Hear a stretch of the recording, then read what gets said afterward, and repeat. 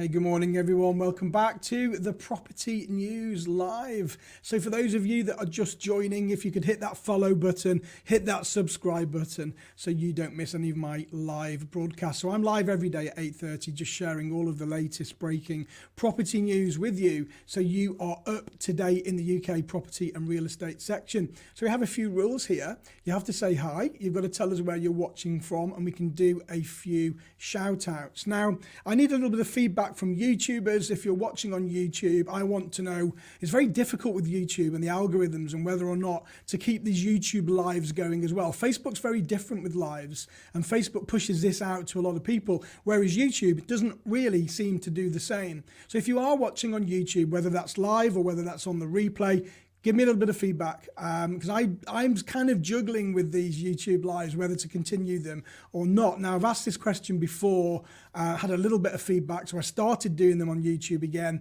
and then it kind of dropped off, maybe a week or two later. So please do let me know if you would like me to continue to do these on YouTube, and we'll see where we are going with that. So loads of people saying good morning. I'll give you some shout outs. You've got to say hi. You've got to tell me where you're watching from. Okay, folks, so on Friday this week, I have got a HMO Quick Start program starting. It's only 3 hours. It's an intense HMO Quick Start program, really for beginners. And of course, if you've already got a property business, it will help you supercharge your business. And I'm going to be covering rent to rents, lease options, purchases, marketing, licensing, planning, how to find deals, and loads more. And it's going to be very intense for 3 hours. Now, I ran this about, 6 months ago, and it sold out really quickly. It was a really great event, and it is really interactive. So I'm doing it again this Friday. I think there are 10 or so spaces left. We're only doing it for 50 people. If you'd like to jump on board, the link is here. It starts at 11:30. It's live on Facebook, but it's in a closed group. You can only get access if you register using the link https://bit.ly/HMO-Rick. The link is there. Get yourselves logged on before all of the tickets go. Okay, I'll do the shout outs in a second, folks, but today's all about the property news. What is happening in the world of property today? Okay, so Wednesday, the findings of a new survey conducted with 2,000 tenants give an insight into what renters want right now. 8 months on from the start of the pandemic, and the study was conducted within London by Kinley, Folcard and Hayward, one of the capital's largest letting agents. And it shows, excuse me, live feed, frog in throat. 66% of tenants say affordability is the most important factor. So that's quite high. 82% say that they feel they have security over tenure in their rental homes. 58% believe outdoor space is now more important, and 71% of tenants are currently happy in their rented home. Now, despite all of the economic uncertainty, the pandemic has created lots of unknowns, and there is a high demand now for longer leases. And the company data shows that the average lease length now sits at 22 months. Now, some 38% of tenants that were surveyed prefer leases of 18 months or more, with over a third seeking leases of 3 years or more. Alongside affordability, there has been a shift in other tenant preferences this year as more people are spending more time at home. 58% of all tenants believe that access to private outdoor space is paramount. In terms of working from home, optimal broadband speed is now a key factor for 48% of tenants. That is probably one of the biggest complaints that we get at the moment, excuse me, because tenants are working from home now. They want faster broadband, and we can only give them what we can get. So it is quite an issue for some of our tenants at the moment. Dedicated space to work is important as well for 44% of tenants that are surveyed. Many tenants are also rethinking their commute times, and this is a considerable factor for 51% of respondents. So as a result, London tenants are happy to keep their options open when looking for rental property, and 44% of tenants living in zones 1 and zones 2 would consider moving to zone 3, while 46% of tenants in zone 3 are open to moving to zone 6 and beyond. Interesting. Lots of people saying good morning. Good morning, Michael from Devon. Good morning, Atanis from Farnborough. Good morning, Facebook user. Good morning, Alessandra, watching on Facebook. Notifications come live. Good morning, Sophie. Good morning, Yemi from Romford. Good morning, Mihaela. Good morning to Joanne. Good morning, Mario and Patricia and Andrew and Alessandra. Good morning, Martin from Warrington. Good morning, Devon. Doesn't say where you're from though, Devon. Good morning to Leonid and to Mihaela and Facebook user and Adnan. Lots of people saying good morning today. If you're watching on YouTube, do let me know. I would really be interested to know your thoughts. Next today, a property industry accreditation service is asking whether it's now time for the government to offer grants to help landlords through the coronavirus crisis. Safe Agent says that one option for some landlords hit by reduced income and other virus-related problems is to seek a mortgage holiday. In reality, just a deferral of mortgage payments. The FCA has updated its guidance to lenders on this issue, urging them to allow landlords and other customers to extend ongoing payment deferrals after March the 31st next year to cover payments up to and including July. Now, yesterday in my Facebook group, somebody said that they'd just been turned down for a mortgage because they took a bounce back loan. Has that affected you folks? Let me know if it has. Have you taken a bounce back loan? Let me know. Now, we obviously, because there were so many incentives when lockdown 1 came about, and it started with CBIL loans, the coronavirus interruption business loan.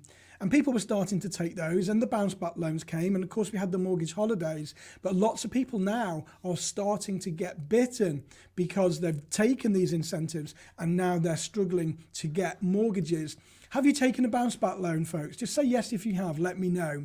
Now, whilst buy-to-let landlords impacted by tenant rent arrears clearly need support, we questioned, or the survey questioned, if deferral of mortgage payments was actually the answer, or if it pushes the problem further down the track. Whilst lenders will be adhering to the guidance, which provides up to 6 months deferral, we know it may take badly affected tenants much longer to get their feet back on track, meaning that landlords could be building up debt and struggling to meet mortgage payments for many months to come. We know the good work that agents and landlords are doing to sustain tenancies where tenants are in financial difficulty, but it's vital that if we are going to keep landlords in the private rental sector, their financial viability is also maintained. So have you taken a bounce back loan, folks? Lucky saying, hi Rick, hope you're doing well. Thank you very much indeed. Mario saying you took a bounce back loan and you were rejected for a mortgage. Interesting. Mario, did they give you any options or was it a straight rejection straight away? It's really interesting, isn't it? Somebody else posted, unless it was you, Mario, in the Facebook group a couple of days ago, something very similar. I'll be interested to know your thoughts, folks. Have you taken a bounce back loan or a CBIL loan and then been rejected for a mortgage or further finance? Please, can you put a comment in, let me know, and we can discuss that. Now, it wouldn't be a newsfeed, would it, unless we had something from Generation Rent or something from Acorn or something from Labour. So this is today's Generation Rents report. Generation Rent campaign for more public funds for private tenants continues, unabated with a call on Chancellor Rishi Sunak to increase benefits. The latest statement from the organisation claims 500,000 private renters are failing to have their rent covered by benefits. Generation Rent, which is led by Baroness Alicia Kennedy says that across England alone, 538,000 tenants receive local housing allowance but do not live in the cheapest 30% of homes in their area. That means that they have a shortfall between benefits and rent, which Generation Rent claims adds up to £53 million a month in total. It wants Sunak to increase the LHA to ensure tenants can pay their full rent, make grants available to tenants to pay unmanageable debt due to the first wave of the pandemic, and to stop and scrap restrictions on eligibility for universal credit. Baroness Kennedy says the economic shock of the pandemic has wiped out income and left millions relying on benefits for the first time. But the benefits system is not designed to cope with so many people relying on it for support, and it's creating the most hardship in areas hit hardest by the recession. She goes on to say that as long as we have an inadequate safety net and the rent is due, the government will be driving more than 500,000 households into debt and destitution. Today's spending review is a precious opportunity to get those back on their feet. I don't know where Generation Rent get their reports from. I honestly don't know whether they make it up or whether it's something that they actually have the statistics for, but it always seems to be a lot worse than we actually experience. It's crazy. Mario's saying no options, unfortunately. The broker advised to wait a few months. Sorry to hear that, Mario, with your decline on your bounce back loan. That is a shame. Okay, folks, let's have some questions. So if you've got any questions for me, type them in now. Let's do a little bit of a Q&A towards the end of today's feed. Next on today's list, Zoopla's research team is anticipating the first quarter of next year will see the current boom continue as 100,000 additional sales try to complete ahead of the stamp duty deadline. In its latest market snapshot, the portal says although demand for housing has now fallen back since its late summer peak, it remains 34% higher than this time last year.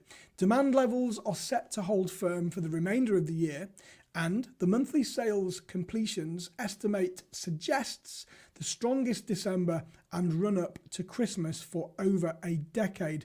We then anticipate a further demand spike in January 2021 as some buyers leave it late to enter the market in an attempt to beat the stamp duty deadline. If people are going to be buying property in January, it's not likely they will be able to get that transaction over the line by the end of March. Not at the moment. So I think they're leaving this really close to the deadline. The volume of new sales agreed is running 38% higher than it was a year ago, adding to the pipeline of business set to complete in the first quarter of 2021. But it warns that of the new sales agreed in January, just half are likely to beat the stamp duty deadline based on evidence from previous years. This year is expected to end with the house price inflation reaching 4%. That's pretty good, right? Pretty good considering all of the elements that we've had this year in the property world. Meanwhile, next year we'll see different phases according to Zoopla. Once the stamp duty holiday concludes at the end of March, we anticipate a slowdown in sales and completions as the impetus to move amongst buyers motivated by stamp duty savings dissipates. They will have a knock-on effect on transaction volumes in the second quarter of the year, which it forecasts will be 20 to 30% below normal levels as stamp duty is reintroduced, before covering slightly and running 10% below 2019 levels for the second half of the year.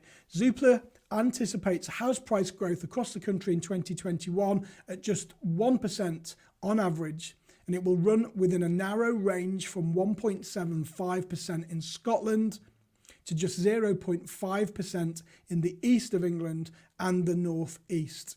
Central to their outlook is lower levels of turnover by long run standards, which over time increases the scarcity of homes for sale, and they expect the supply of properties for sale to moderate over 2021, which will restrict choice for consumers. Interesting thoughts there, folks. So Mario saying no options than that one. Andrew saying utter fantasy. Steve, good morning. Great news update as always, Rick. Thank you. Really appreciate the comments. Please do click on the share button if you enjoyed the news update. I'm going to be refining this news update towards the new year. I've got lots of plans. We're not going anywhere. We are staying here. I do need to make sure that I'm concentrating on the right platforms in order to do this. We get anything from 50 to 100 people watch live usually on Facebook, and trying to roll this out on YouTube as well if people want it on YouTube. So if you are watching on YouTube, folks, please do let me know. Let me know your thoughts. Let me know your comments. Let me know if you're watching on the replay, because I really do need that feedback in order to make sure that I'm putting the right content out there. We're not going anywhere on Facebook. We're staying right here. We're going to be doing a few different things in the new year and bringing live guest speakers on as well for the news feed. So thank you, folks. If you are enjoying this, please click on the share button. I would appreciate it. Don't forget, Friday, I'm hosting the HMO Masterclass. The link is here. Where has it gone? It's bit.ly/HMO Rick. It's got to be case sensitive. So if you're interested in joining me, there's a few tickets left. It's a £5, folks. That's all it is. And Facebook take 40% of that as well. So I'm not getting paid really for it. It's just something that I want to do on an exclusive level rather than putting it out there to the masses. So folks, thank you so much for watching. As always, don't forget, no matter what you do today, have some fun. See you back here tomorrow at 8:30. Don't be late. Take care. Click that subscribe button and that follow button. Cheers. I'm Rick Gannon. Welcome back to my channel.